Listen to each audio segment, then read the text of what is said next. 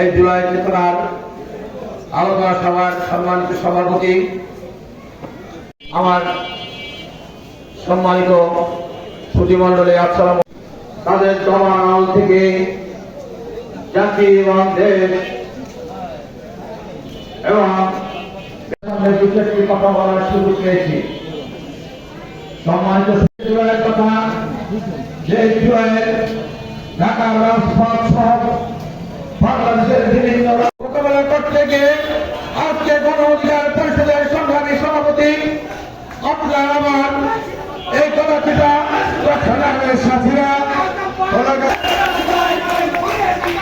এই দিন এই ব্রিটিশ সরকারকে উৎখাত করার জন্য গণ অধিকার পরিষদের সম্মানিত সভাপতি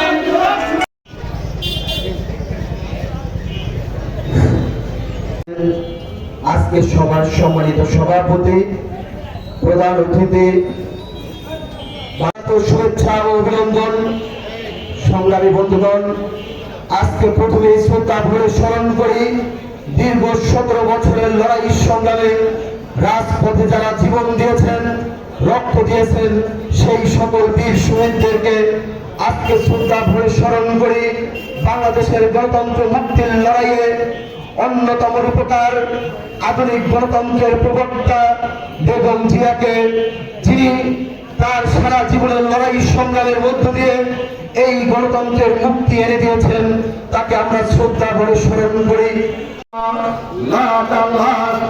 আমাদের চোখে ভাবছে হয়তো সেদিন আমি বাংলাদেশ গণ অধিকার পরিষদের সকল অঙ্গবিষ্ট আছেন এই গলাচিপা উপজেলার বিভিন্ন, যার একটি কথায় সারা বাংলাদেশের তারুণ্যের রক্তে প্রবাহিত হয়েছে আন্দোলনের বীজ, সেই